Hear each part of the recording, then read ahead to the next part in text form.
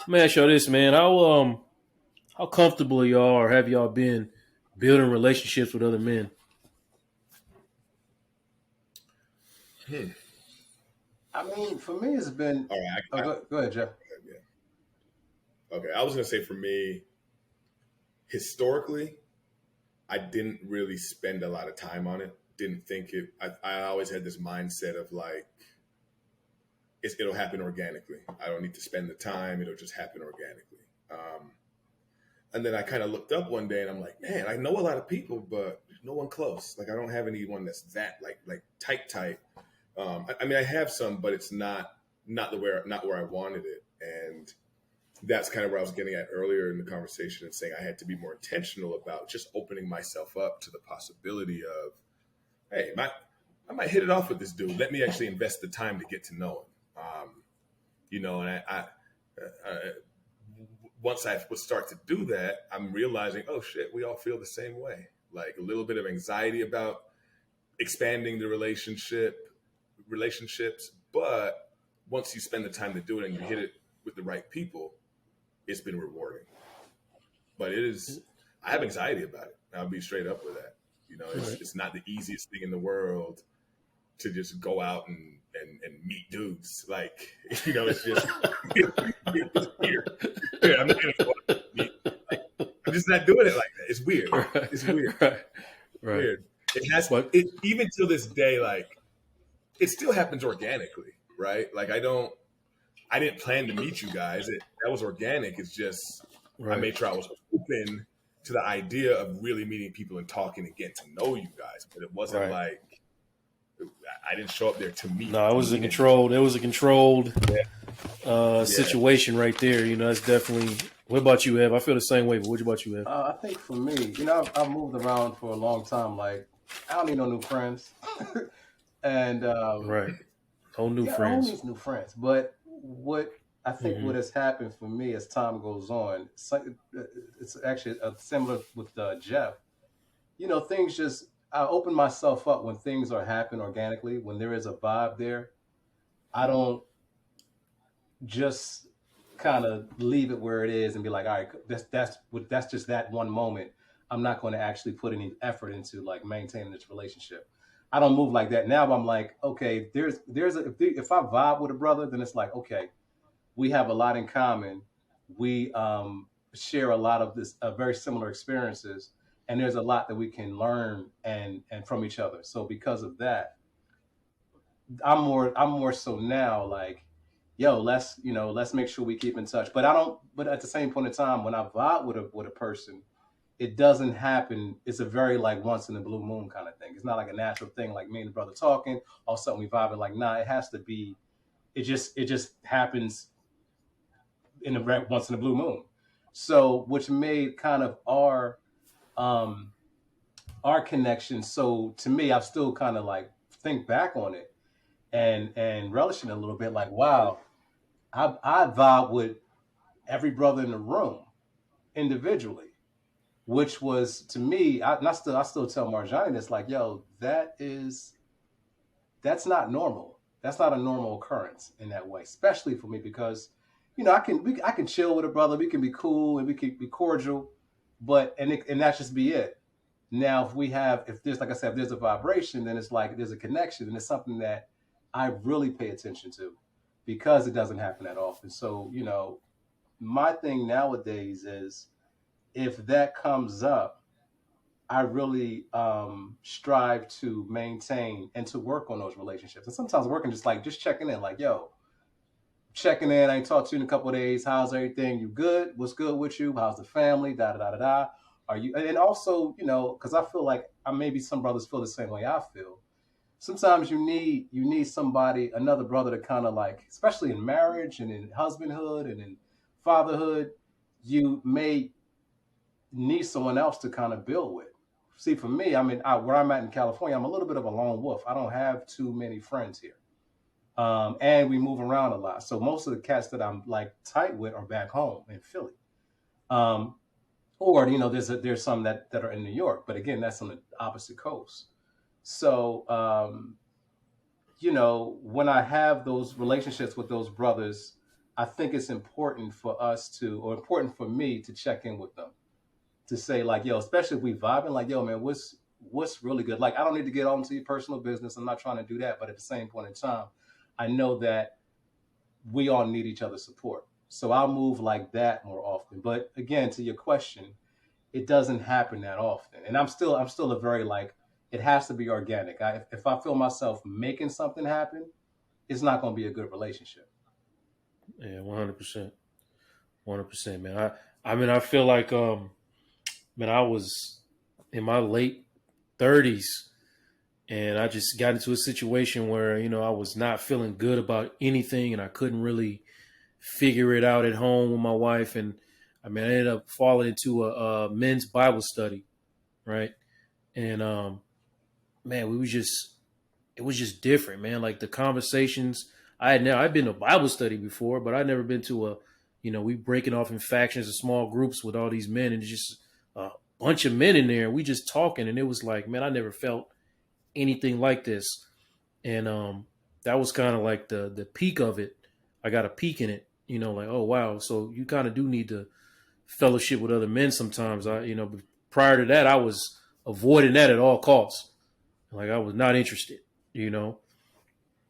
And then like y'all talking about, man, that whole, sitting there and congregating with y'all over that time, that was like, man, this would be nice if we could do this on a, Regularly. it almost made me feel in a way, almost sad in a way, because I'm like, man, like, damn, I wish I could do this all the time, man. Just more frequently, just get with these brothers and chill like this. You know what I mean? Like it was unbelievable how easily we fell into clicking. You know what I mean? Yeah.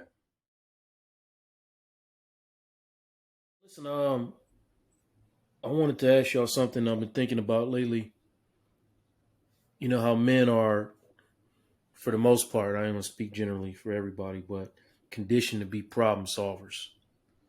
Reminds me of the movie John Q. I don't know if y'all seen that Denzel movie with John Q.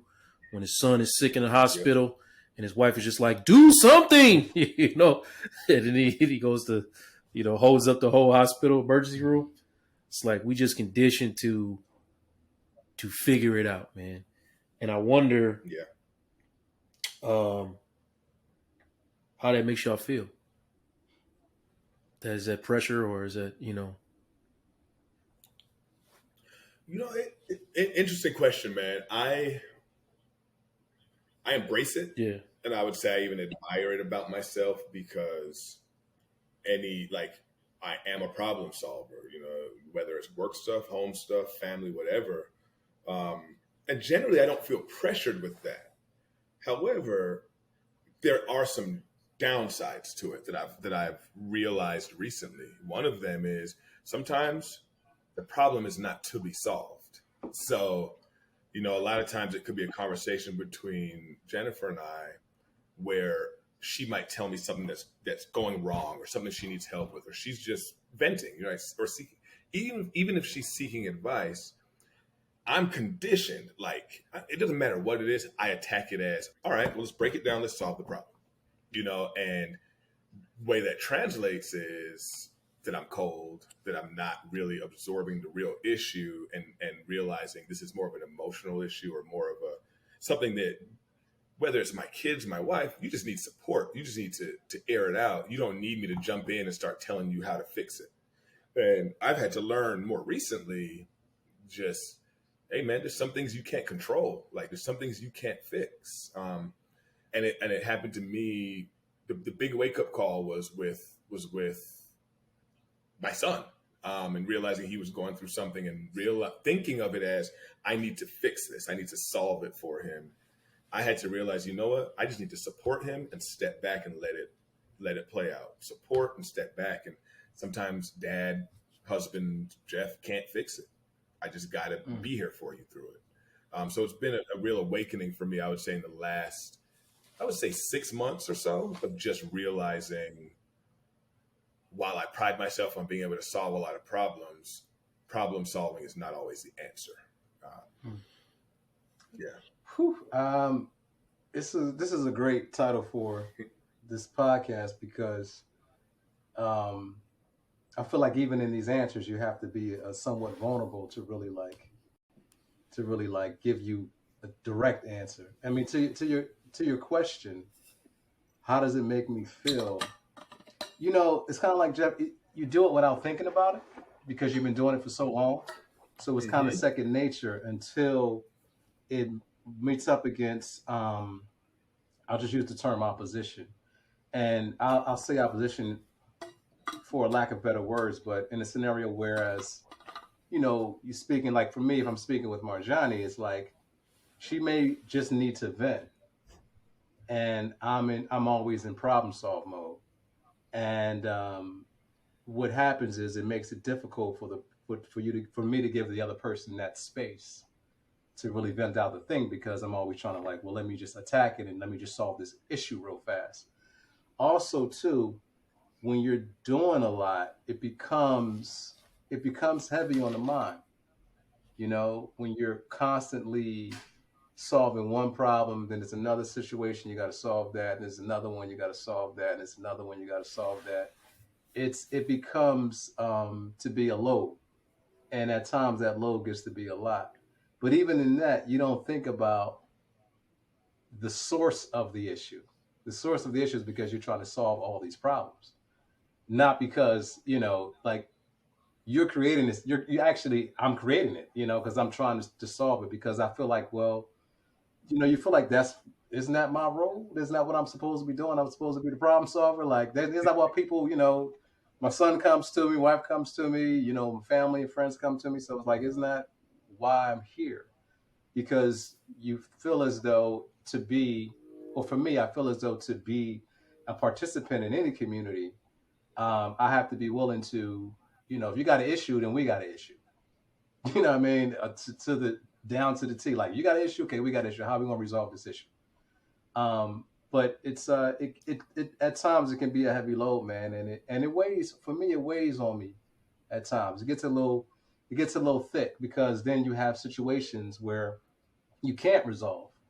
And I don't know what's Mm-hmm. worse, having a situation that there's nothing you can do. Like for instance, my mom is going through some stuff right now in Philly, and there's nothing I can do from 3,000 miles away that can really assist her in the way that she needs that assistance. Now I have siblings there, and I know she's being taken care of, but it doesn't change the fact that I'm all the way over here.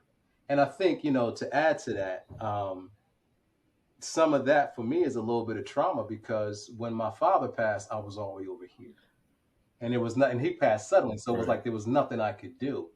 And so you have that thing on your mind, like, wow, I got this problem, and I truly can't fix it. There's truly nothing I could do, even with Marjani's health situation. It's a trip, man. We were in New York, and she was having a trigger moment, and I had to sit and watch my wife go through this like very painful experience, and I couldn't even touch her because for me to even touch her is going to make the pain worse. So you sitting there and you feel helpless, and I don't know what's worse for me. I don't know if it's more difficult to have too many problems that need solving, or to have that one problem that there's nothing you can do about it.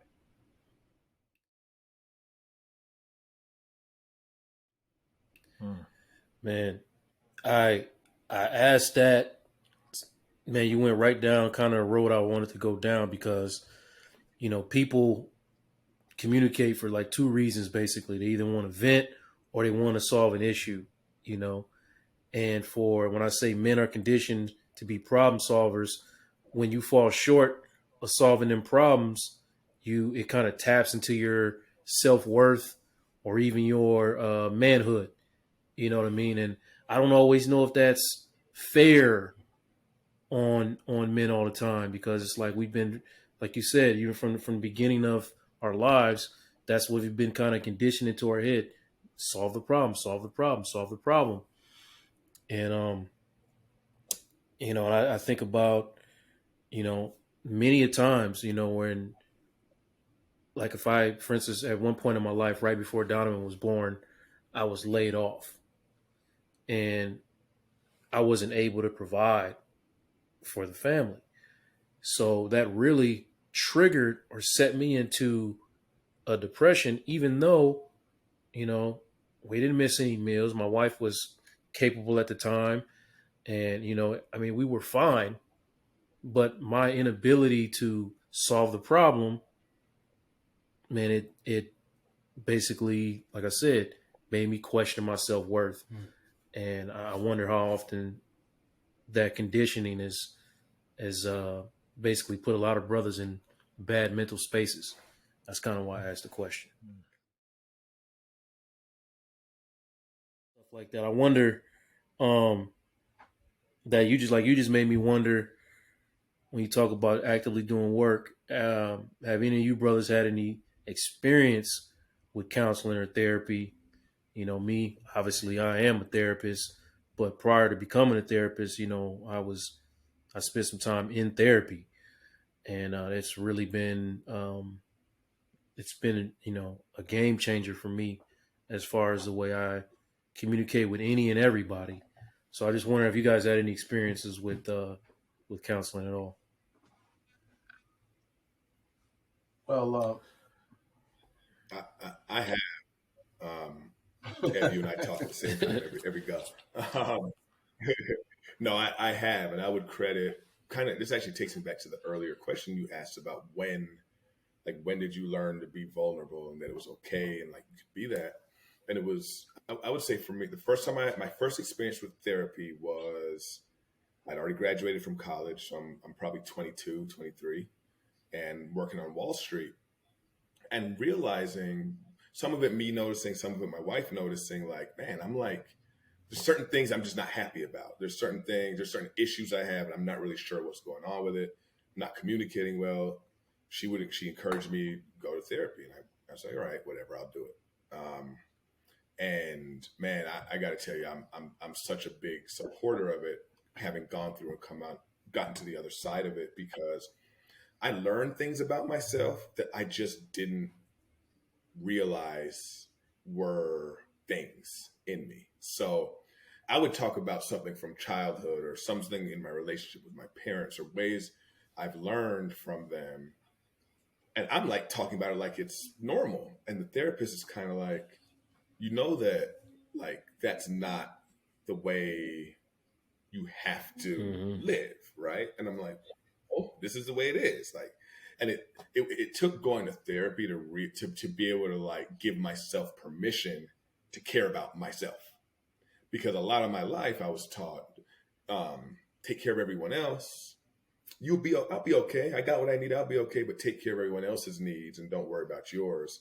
That's kind of the same along the same lines of the whole problem solving mentality.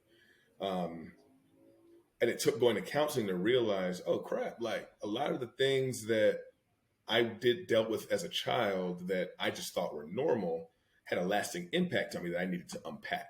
So, for if nothing else, I learned how to unpack experiences that I've had throughout my life, and I learned how to be introspective. Because up to that time, I never really went deep on myself. I was just, I'm making it. I'm hitting all my goals. I'm killing the game. I'm on Wall Street. I'm doing this. I'm making all this money. I'm good. Not realizing the emotional side of it that I just wasn't in touch with. And it was never cool to be in touch with that. So like, unless someone was telling me to go do it, I wasn't just going to do it. A lot of it Right. was ignorance for me. Um, Right. so yeah. And then, I'll take from seeing a therapist personally. And then obviously we went and we did premarital counseling and like having someone else's perspective to give you just that sounding board to what you might be thinking or dealing with, whether it's individually or with a significant other. Man, I tell you, I recognize the power in it, and I'll always be open to it because it's changed my life. I mean, it taught me to give a That's damn dope, about man. myself. That's dope, So man. yeah. I echo um, everything. oh my bad. No, go ahead, Gareth. Oh, oh yeah. I was gonna say I echo everything Jeff just said. I mean, I feel like therapy has been a part of my life, my whole life. I mean, my father is a psychologist. He has a PhD in psychology, so I feel like he's always, you know, in conversation, counseling in some way. But my very first experience with a counselor was actually in the fourth grade, I had started a magnet program, in elementary school. And so I went to a different school to this magnet program, and my parents could tell that, you know, something wrong was going on. My motivation and my, you know, excitement about school had really fallen off. And so they sent me to counseling, and I would see the counselor um, a couple times a week. It was play therapy at that time, so she'd have me drawing things and writing things down. And so, uh, even at that age, I appreciated or understood that it was important to be aware of how you're feeling, and that you may not be aware of how you're feeling without help. And I found that to be true, even as an adult. Not just helping to identify how I feel about things, but also what I want to do about it. Like Jeff said, having that sounding board is crucial because, you know, your emotions can take over if you're dealing with, certain situations, and you kind of need somebody from the outside who doesn't have any skin in the game to give you some perspective and some insight onto what's going Facts. on. So you can, as someone, to kind of check how you're seeing things or confirm how you're seeing things if you're having some self-doubt. So I totally support, any kind of therapy, counseling that people can get. And I wish it was a public service. I feel like it would be awesome if every household, like they have universal health care. I feel like universal mental health care would be fantastic. Not only should it be a public service, it should be in public school curriculum, Mm, is my opinion. I feel like the language that you pick up in therapy and the skills and the emotional intelligence that you pick up, you shouldn't wait until something traumatic happens right. for you to be able to understand how to process and deal with stuff. So, man, I agree. I mean, I almost get frustrated sometimes, thinking about, the quality of life that I could have had, and I hate to do regrets because as a therapist, you just don't do that. But I, as just being honest and vulnerable here, I sometimes think about the quality of life that I lost, uh, spending years basically traumatized by certain, things in my life because I didn't have the emotional intelligence or the language to deal with the things that I was feeling. Um, but go ahead, Ev. I've had marriage counseling, but I've never had personal counseling or personal therapy. And it's not because I didn't want to. I think, there's combinations of various things, of reasons why. Um, and it's actually something that I've been wanting, I would say, for the last couple of years now. Um, but I've never had it. And it's funny because what made me think about it more realistically and more for my personal development, I was home. I was back in Philly, and I was talking to my older sister. She's 4 years older than me, and we grew up in two. Like I'm one of four, so it was me and her, and then there was the second set. They were like, the younger ones. But I was talking to my older sister, and she was said something. I was like, "Oh, you're doing therapy? That's cool." She was like, she looked at me. She was like, "You not?" And I was like, "Nah," because she knows how we grew up together, so she knows a lot of things that happen in the household or some of the things that we struggle with, just growing. I mean, to your question earlier, talking about vulnerability, I grew up in a household where no one said "I love you." That wasn't a thing that people just. No one really said that. So our development happened in a very kind of different type of way. And it's not that I have any regrets about it. That's just it is what it is. Um, but where I'm at today, no, I'm definitely actively right now searching for a therapist because you get to a point, and it's also to that thing about having so many things on your mind that you need to kind of like I need to kind of work these things out, and I need somebody else perspective that's not my own. I don't need to. There's a verse in the Bible that says, "Lean not onto thine own understanding." I don't want to be the one that's saying, "Okay, this is right or this is wrong." because who am I to make that judgment call? Sometimes you're not the person that can make that judgment call. You need someone else to look at it from a different perspective, and that's one of the things that I admire with our marriage counseling. You know, I might be hot on one thing, my wife will be hot on another thing, and then we'll sit in front of the counselor and they'll give a perspective that neither one of us thought about. And just that alone to me is so powerful. So to have that on a personal side for like what I go through on a personal level is I think is definitely very valuable, but I just have not had that experience as of yet. Yeah, man. You know, I understand that completely, brother. You know, like I said, you know, I had some traumatic things occur in my life, and I just, you know, it'd have been nice to, without regrets, to just have somebody come in Mm-hmm. and give me perspective from the outside looking in. You know, you um, what I want to ask y'all, you know, thinking back on the way that you have developed, um, you know, and like I said, I don't like to regret anything, but I just wonder what's something you wish you would have known earlier in your journey through manhood. Is there something you wish we'd have known earlier that you know that you think about from time to time?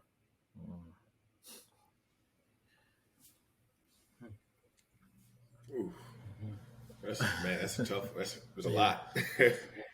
um, So you got anything man, introspective, Gareth, over there? You got anything?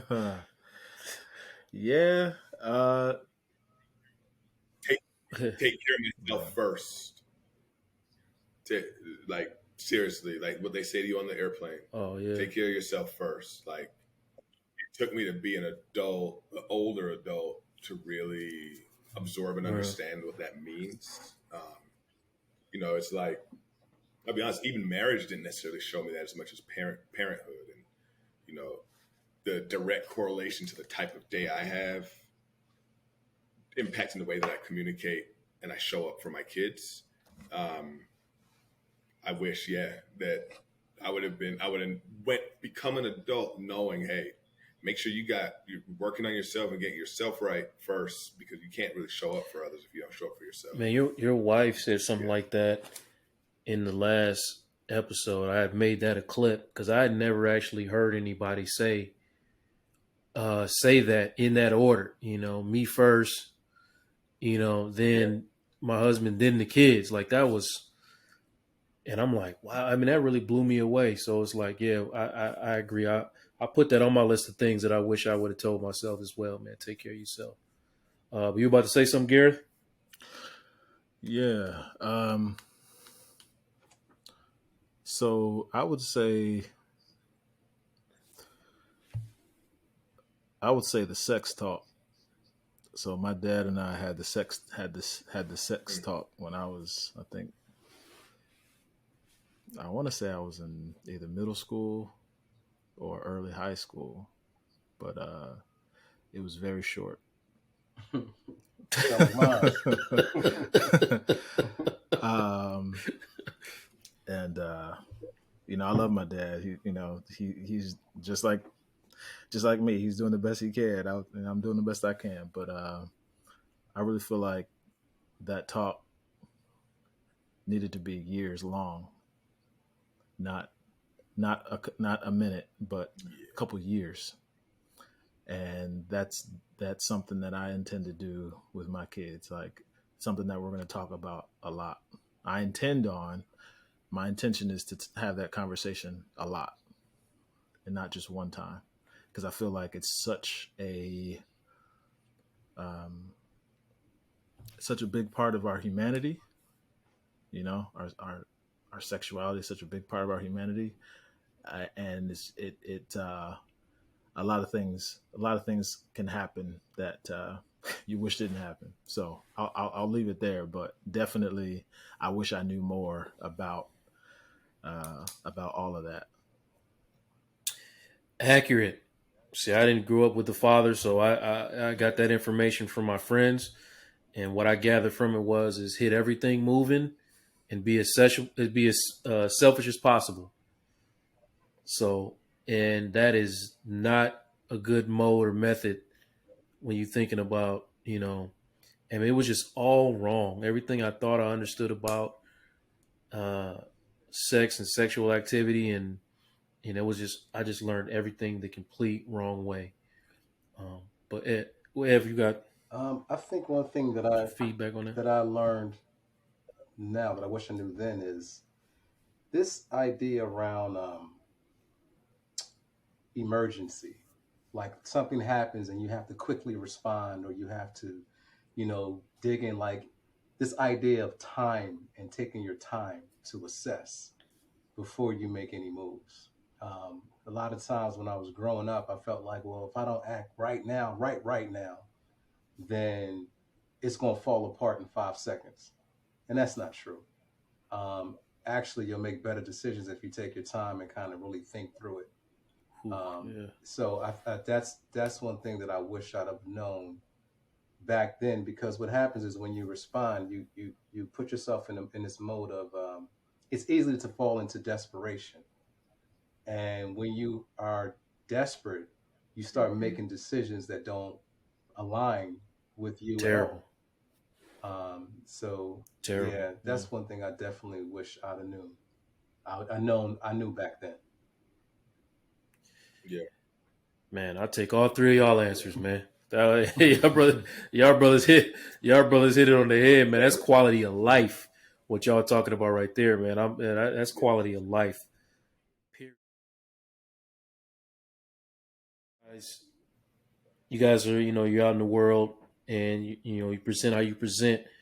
And I know for me, having been, a public school teacher and a coach, in a not in a environment that's not predominantly black, I want to know: do you guys feel any pressure ever to debunk stereotypes of black men in your everyday lives? Like, do you feel that as you walk? I felt it. I felt like I had to present a Mm-hmm. certain way um, Yep.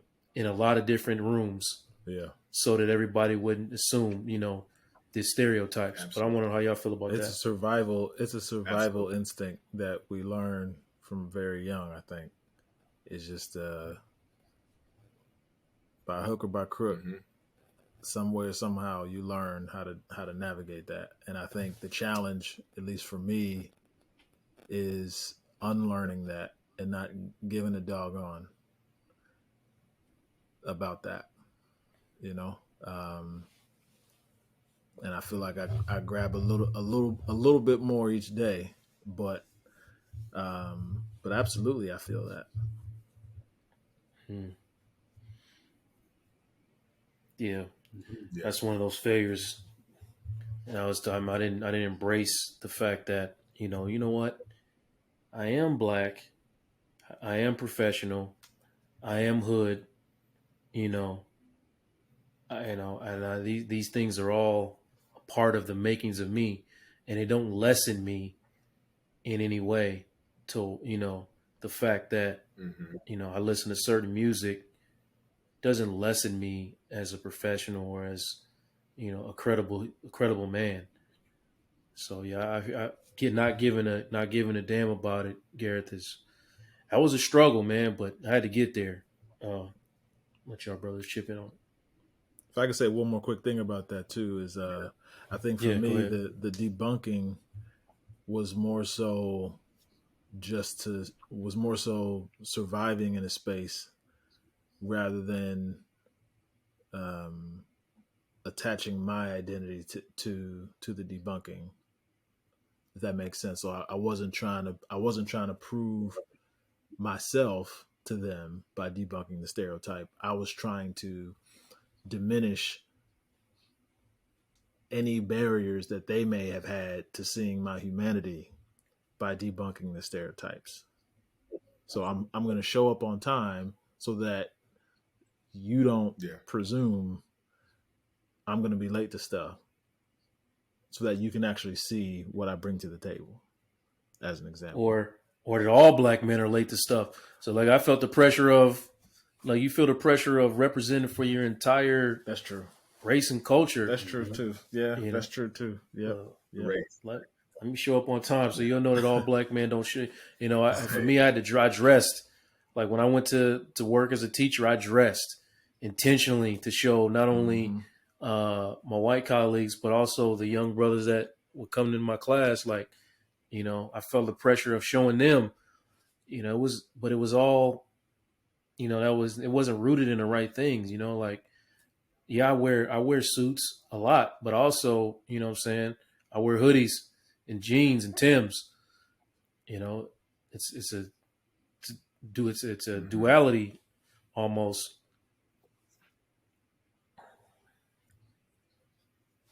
I've had an interesting relationship with this, like my adult life. So coming out of Howard, going to Wall Street, I kind of showed up like, you know, my attitude was I'm the shit when I walked in, but that's because I walked in making sure I was going to be the first one to show up and the last one to leave, taking all that advice I'd been given. It was knowing that my work had to be better than everybody else's, you know, and I grinded myself and grinded and grinded. And I was actually talking to my wife about this just the other night and saying, you know, there's this pressure I put on myself. No one at the company does it. No one has ever said anything to me foul. No one's ever treated me any type of way, but I just have this mindset of, well, Jeff's got the track record of when he shows up, his work is tight, it's right, he's going to get it done, he doesn't miss deadlines. Now I kind of have it's a pride, but also similar to what Gareth is saying, like almost a survival mechanism of, I don't want to be exposed now. Like, I'm like, I got to show up now because I can't be, because I know if the black dude drops the ball, oh, he dropped that, dropping the ball is so much bigger than everyone else when they did the same thing. I don't have the ability to do that. And for better or worse, one of my mentors when I first started out on Wall Street, you know, you start out, you've got this 10-week training program.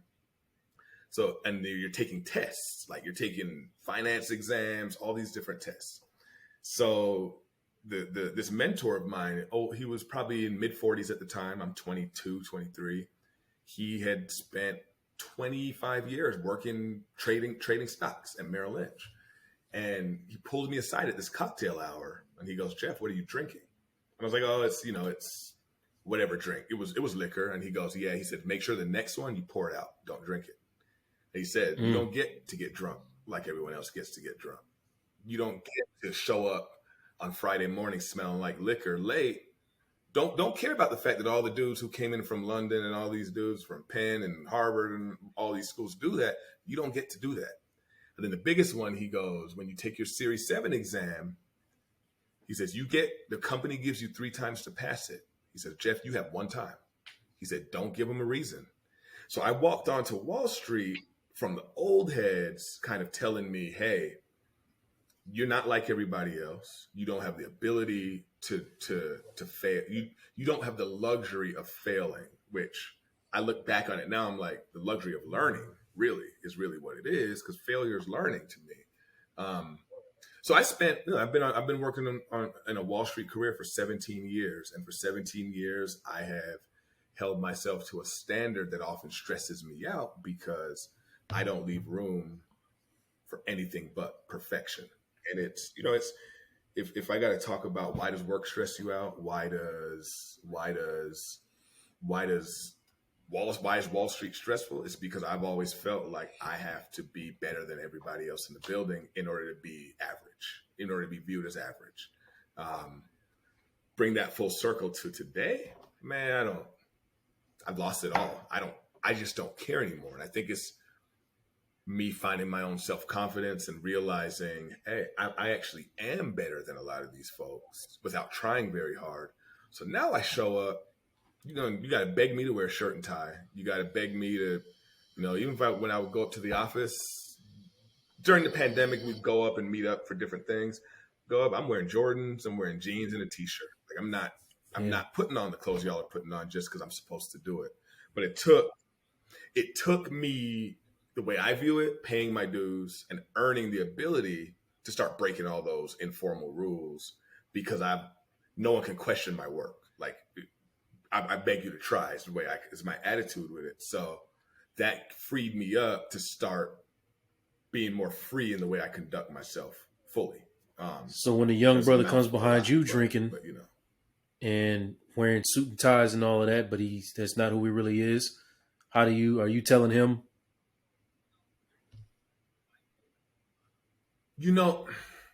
I did a lot of recruiting and a lot of mentoring early on in Wall Street. I still do it till this day. The advice I give is, I always say, you got to live your truth. You got to show up as your authentic self, but at the same time, don't give them a reason. So don't do stupid shit. Like, don't show up don't show up at 10 a.m. when you're supposed to be there at 8 smelling like liquor. There's no reason for you to do that. Like, don't conduct yourself better. But don't change the way you talk. Don't hide the fact that you support the rights of black folks. When they ask, does anyone want to speak up about how they feel about George Floyd and all this stuff? Don't be the quiet one in the room. Open your mouth and speak up about how you feel. Be an advocate for your race. That's the advice I give, because later in my career, I realized people were open to it. People, because they respected me for who I was, they were open to it.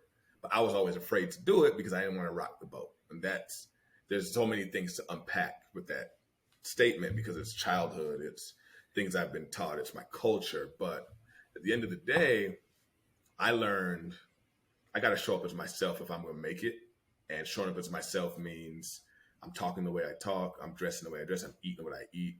I would have people in the office eating Jamaican food, coming with me to get jerk chicken, So, I learned to just not be shy about who I was, but it took a lot. So yeah, the advice I've given, I was mentoring a kid over the last couple of years. I just kept saying, look, they're going to tell you not to do this and not to do that. I'm telling you, show up as yourself, but don't get the easy stuff. What you have? There was a time when I used to put the mask on, because not just for myself, but for the person behind me. So when they see the next brother, they'll give him a different. They'll hopefully come with a different perspective when coming in contact with them. And then as time went on, I've had different jobs when I made some really great money. And as time went on, I started to question this whole mask wearing thing and what that was rooted in and what that was about. And realized that there's some internalized racial oppression that's connected to that. And I think for me, one of the things that helped me kind of like separate from it, and I think it's always a work in progress, because we're in a society whereas you're constantly being shown or told in some kind of way that you're something other than who you are. That's what society does. That's not what community does. But as I started to, venture, create my own business and make my own money, then I felt a certain level of freedom there. And this thing around the mask, it really it was, for me, it was a real head trip, because I worked in an environment, whereas same with you, I would go suited every day. I'll make great money, but I was the only black male in the whole entire school. And we got two different buildings. I was the only black American male. And so I figured I had to kind of be a certain kind of way. So when, not just for myself, but just to change the perception of that white folk had of black people, of black males in particular. And as time went on, and as I removed myself from that situation, I realized that it's not necessarily my duty to change. They have to do the work. It's actually, the work is supposed to be done on their end. Because if you're walking around with that type of mentality, what I'm doing may or may not change the way you think. But I'm not being myself. And there's one thing that I feel when it comes to culture. Our culture is something that's sacred. And if you're not able to live in your culture, in yourself, then it's always going to affect the mind. And if it affects the mind, it's going to affect the body. So for me, it's a thing. It's still not that it's a constant wrestle, but it's something that I really like, still look at and wonder, like, at some point, either they're gonna get it or they're not gonna get it. Is it up to me? Again, this goes back to problem solving. Is it up to me to fix the way that they think? And if I am trying to fix the way that they think, what am I sacrificing in that exchange? And sometimes, and I'm at a Mm. point now in my life, in the age that I'm at, that I'm like, nah, it's not. That's not my work. That's not my duty. Y'all need to fix it on your own. And if you can't, then that just shows a lack of growth for however you decide to move in this world. And I'm gonna let you have that lack of growth, and I'm just gonna keep moving and doing what I'm doing, because one thing that I appreciate is that I I can talk how I want to talk. I can move how I want to move. I can look how I choose to look that day. Every day is different. And if you choose me, there's a quote on it's on Bumpy Knuckles album, and it's a Farrakhan quote, and he says, "I am not the man that I was yesterday. I am not who I was yesterday, and I am not today who I shall be tomorrow. So you do yourself an injustice to judge me by yesterday when I have moved on." And it's for them to get that. It's for them to have that understanding. And I think that, for me, it's more of a letting go. And I think some of this is age too. I think you hit a certain age, you're just like, I don't care no more. Like, you know what? It don't even matter. However y'all want to view me is how you gonna view me. Regardless of what I say to you, regardless of what I do, you can still walk away with your same perception. But I need to be able to look at myself in the mirror and say, hey, that's who I am. I'm still gonna attempt and strive to be my truest self at all times. It doesn't mean that it doesn't mean that certain rooms don't require a certain kind of thing. I'm not saying that, because we Mm. still live in society. So that's, there's Yeah. still the actual fact with that. So you still got to kind of like, you still got to be mindful of how you move. But I guess I'm speaking more to, like, putting on the mask. Like, I don't want to. I'm not trying to wear no mask anymore for anybody. But it was a long, Yeah. No, hard road. I get it. Definitely a long, hard road. No, I get 100% what you're saying, man. It gets a quick story. Before I was a teacher, before I was a therapist, I was actually an accountant. So I went that corporate route too. Just like Jeff did. I actually was in interning for one of the big four accounting firms. So, when you do your internships, you go from different assignment to different assignment. You're traveling all over the country. You got a different supervisor every single time, and then at the end of the internship, they call you in one by one and you sign your offer letter and you're part of the team. And almost literally no one leaves out of there without their offer. But also I'm the only black intern. Okay. The only one. And I didn't get an offer as a matter, they so they brought these two white ladies in. They sat me down, and they both looked terrified to tell me that I wasn't gonna get an offer. And then immediately I go sit in with the head guy, the president of the Minnesota branch, and he says, "Yeah, we had a meeting. All the supervisors had a meeting, and they just said they just didn't know how to approach you with the way you were acting on certain assignments." You know, and I was like, why didn't they know it? Well, they didn't know how to approach you basically because you were black. He told me this to my face. And I was like, okay, well, that's not going to fly. He was like, don't worry about it. Go home. We'll talk. I'll call you later and we'll talk about it, and figure out something. And I never heard from that man again. Wow. I never heard from that man again. And that altered everything the way, I mean, because all I was doing on these, like, you hang out with these people after you do the all day long of auditing some company, and then you are in a small town with these people, and you hang out with them on a personal level.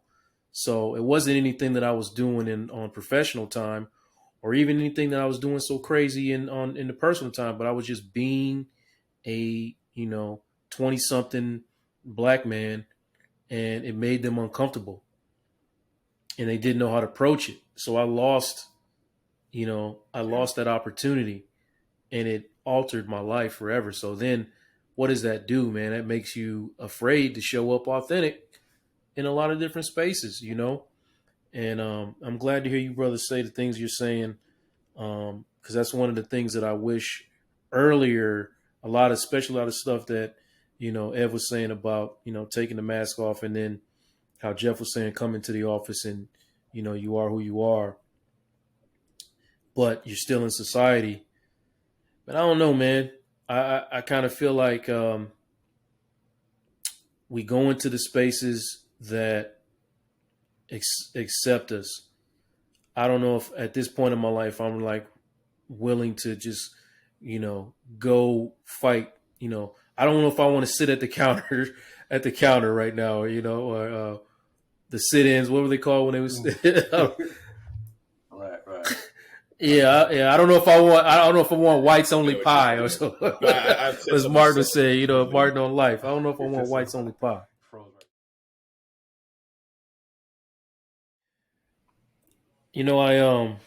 I want to ask y'all a Yeah. couple more things, and I'm gonna start wrapping it up. But uh, given that y'all are, all experts in life, I'm just playing. We all are fathers, right? With the exception of Gareth, we all have sons only. Gareth got a few girls. So I'm interested in Gareth and your differences in answering this question. But when Jeff and Jennifer were in Dallas, we were talking about what it is to have the conversation about discrimination and what racism looks like, and presenting that to your child, which is traumatizing. I know it's traumatizing for mine, versus, not telling them, or, I don't know, um, hiding reality as it's pretty much what it is, or, letting them run into it for themselves. When you're making that decision, Mm-hmm. like, do I traumatize my young child, or do I start preparing them for what's, the inevitable? Yeah. The inevitable. It's there. It's gonna happen. Survival. Um, so yeah, let me hear what your thoughts are on that. Yeah. My initial thoughts are that my hope is that I will give all of my children enough of a sense of self and pride in who they are, so that the racism that exists in society is not internalized. So Okay. the shame is on America, not them. Now that's a tall task, because I think we all internalize, you know, white supremacy in some shape or fashion. But I think to the degree to which I can minimize that internalization process through giving them a strong sense of self, as well as uh, giving them um, giving them a I guess a conscious view of history. Like, I just started talking about American history with my oldest. I haven't really touched a whole lot of American history with my younger ones. We start with ancient African history, but like talking about American history and all the issues with it, my son is like, man, America's a messed up place. And I think it's better, in my opinion, for them to come out thinking America's got problems than I've got problems. So that's my All hope. right. I might be idealistic, but that's my hope. Well, they call this the talk. You know what I mean? When a black father has to have this conversation with the children. I'm curious. It sounds like what you're saying, Gareth, is you do inform, but you also uh, take precautions so they don't internalize. But when I'm thinking about what to talk, I'm wondering, do you are you prepared, or do you feel like it's going to be necessary for you to have a different conversation with your son than you're going to have with your daughters? Mm. I think I think each each group has different dynamics to navigate, because I think black males have a particular way of navigating white supremacy, and black females have a certain way of navigating it. I think they all have their unique challenges. You know, I think with black women, obviously, my wife would be more equipped to have that conversation. But I think about, over sexualization and issues with hair and what does it mean to be beautiful and things like that. Whereas with the black male, it's being perceived as dangerous and less moral and less trustworthy and less intelligent.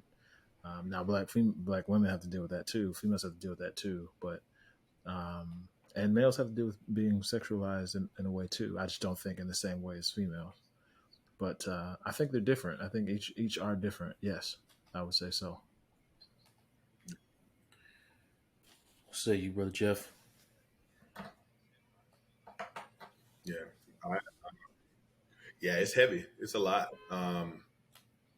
We have been very intentional and what's the word?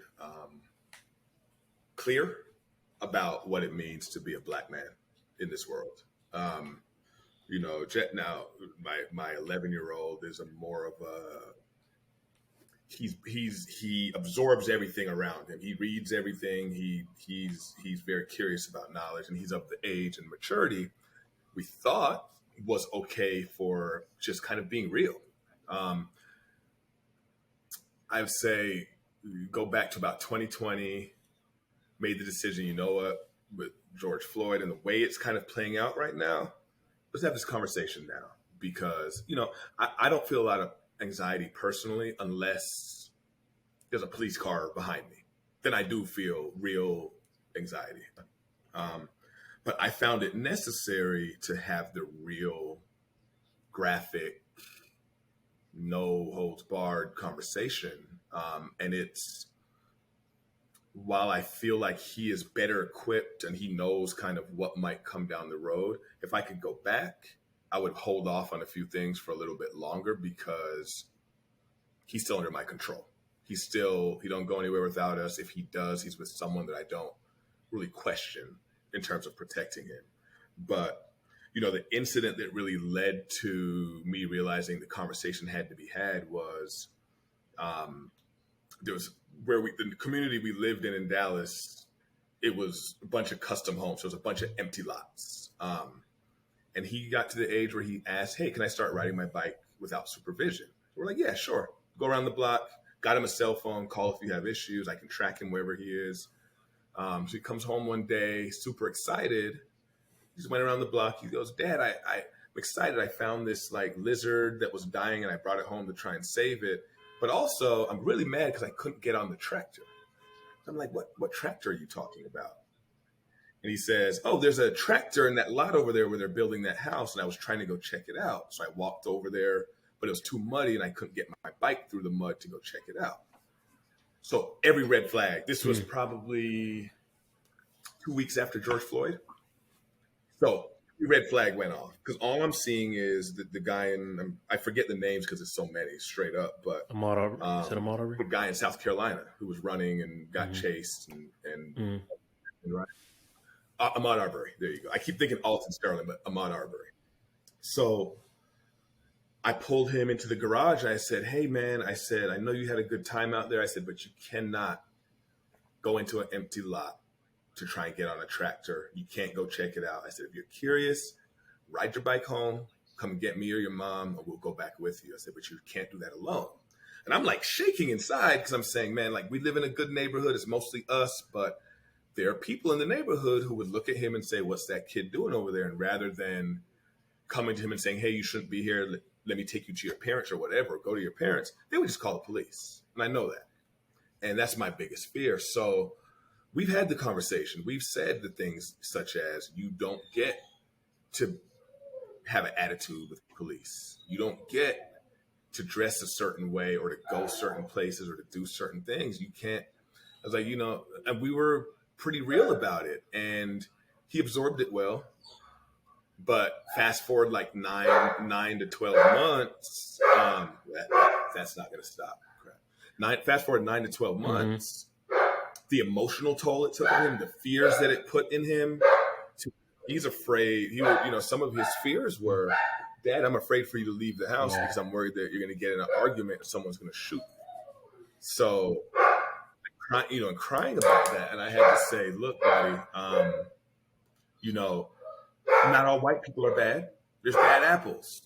Not all people are bad. There's bad apples. And it took me literally walking this neighborhood we live in here. Every time we passed a house where I saw some white folks outside, I went out of my way to speak to them, to show him that, see, we can get along. It can work, because I'm realizing in his little mind, it's like, it's all or nothing. It's either they're all bad or they're all good. So I realized I had to do a little more work there. And I'm saying Jennifer and I did this together for the most part, but there are things that we'd be riding in the car and I'll just say, hey, as a black man, these are things you got to worry about. And I always reinforce it, because at the end of the day, like, my dad didn't do that for me, but society did it for me, because I was kind of tuned into I'm someone from a young age who gave a damn about Malcolm X. So like, I was always tied into understanding these things, and I don't want him to deal with any of it. So the fact, I don't want him to stand down to the police. I don't want him to be illegally searched. But at the same time, there's a certain way you need to exhibit your right. Certain way you need to profess your rights to those in power, to not be perceived as a threat. I don't ever want him to make himself smaller as a man, but there's a way, and it's kind of like some of the mask wearing.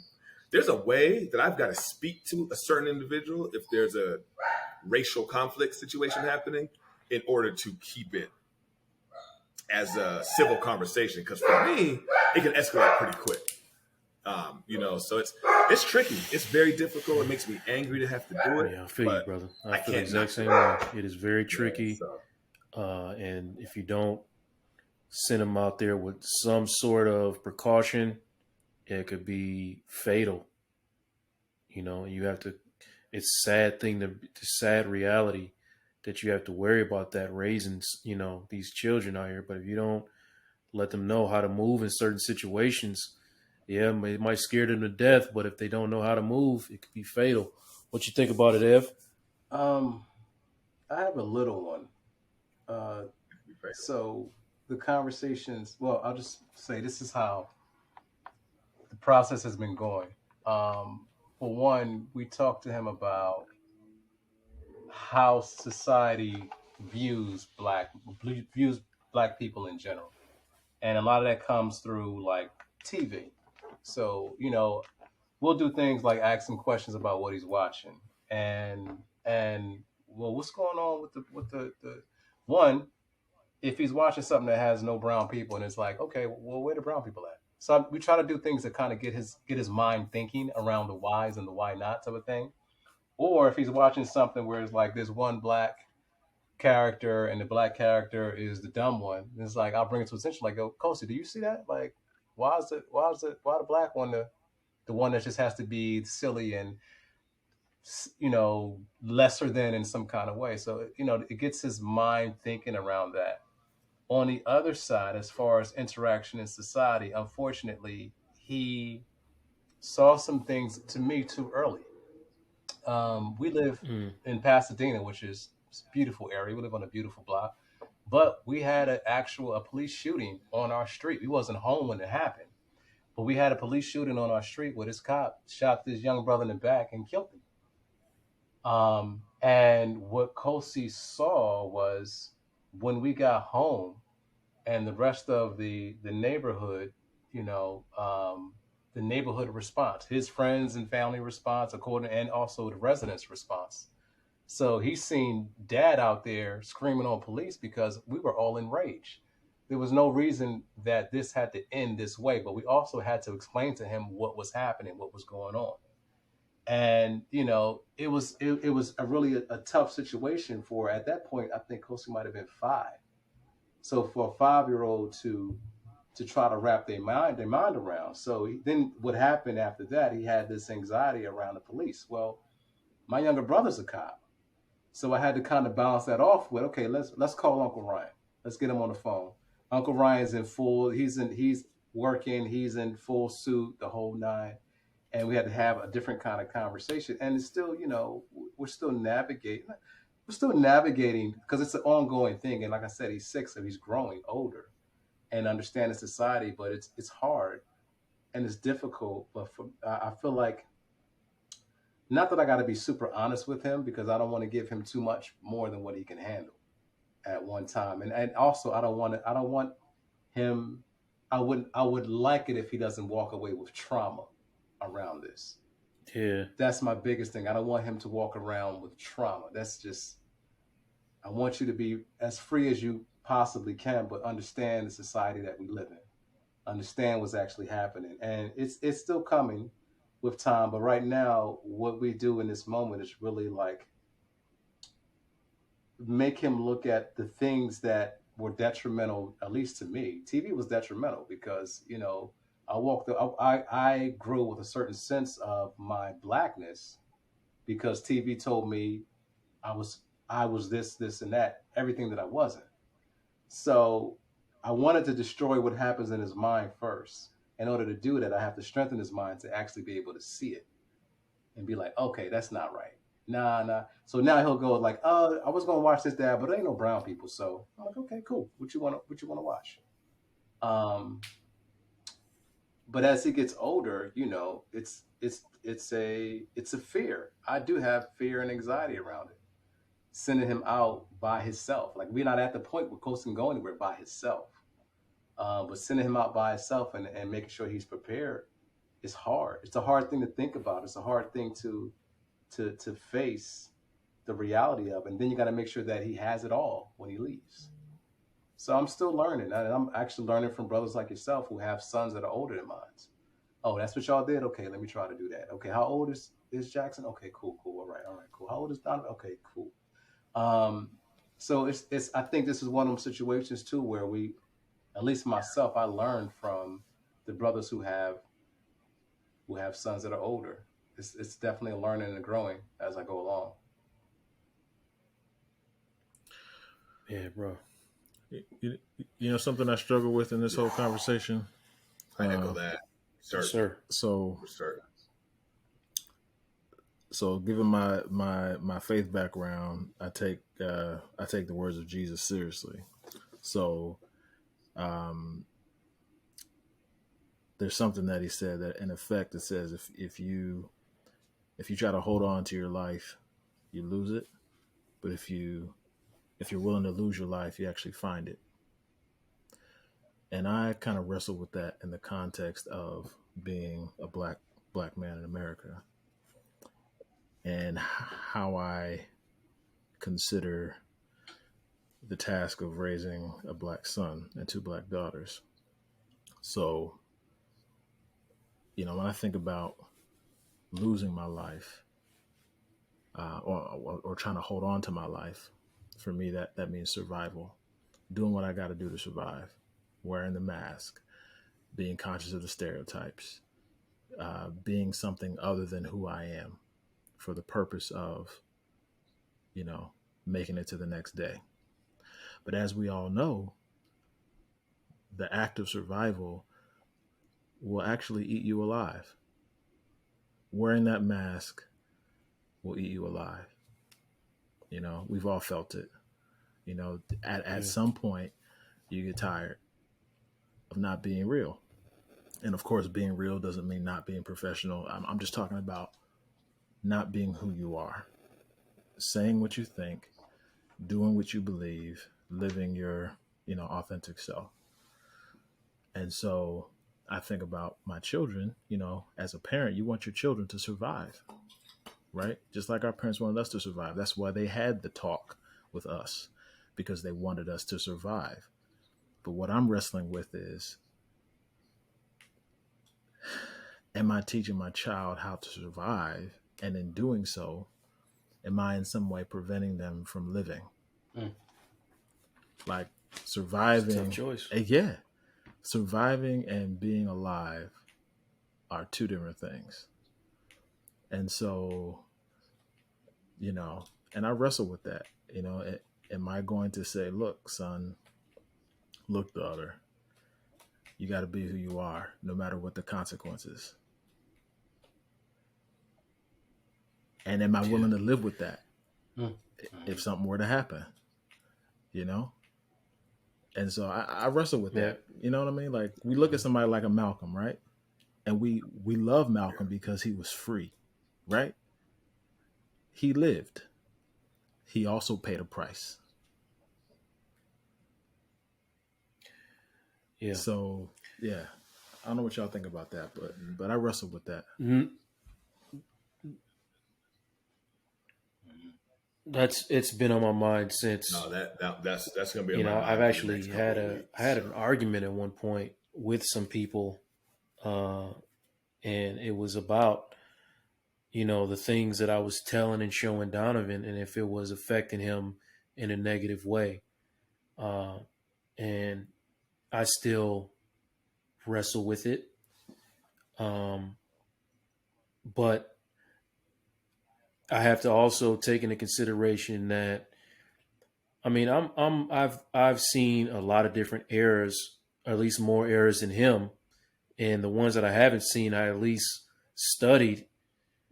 And you know, the era that we're in now has by far been the most difficult for me to cope in. You know what I mean? Like I couldn't even watch TV because I was getting so angry and frustrated. Even to this day, I mean, up until this moment, you know, and they you know they raided. Let's say they raided Trump's house, right? And I can't even watch any stories on it, just in the way that they're able to spin and, you know what I mean, and make that thing sound however they want it to sound. So I have to consider my son who is growing up, you know, in the so far in the development of his life. This is who has been the leader of the free world, so to speak. And in common sense, he looks and says, this is wrong. These are all crimes. There's no consequences for these crimes. Why aren't there consequences for the things that he's doing? So what choice do I have to tell him is that, bro, you know, he's getting away with this because he's a wealthy white man. And in this country, old wealthy white men potentially are above the law. And I have to, you know, I haven't, he asked me these questions. What do I say? You know what I mean? So to your point, Gareth, it's like he's grown up in this era, you know, and also an era where I don't have to show it to him. You know, it's at his fingertips at all times. Like these things flash across or they come up, and we have to have a discussion. Like he comes down and says, "Dad, you see this?" Or even you know, depending on what game he's playing or what app he's on, it'll be some, you know, propaganda or some false narrative stuff that comes down. He's like, "Dad, you see this?" You know, like he didn't say this specifically, but I'm saying just an example. Trump says that the FBI planted evidence at his house. Yeah.